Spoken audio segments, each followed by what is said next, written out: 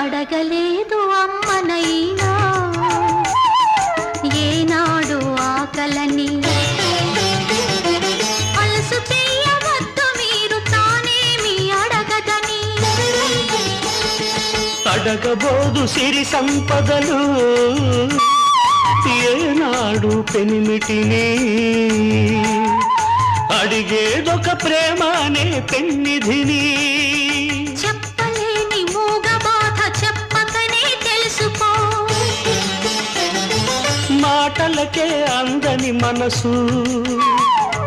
చూపులతో తెలుసుకో రెప్పవలే కాచుకో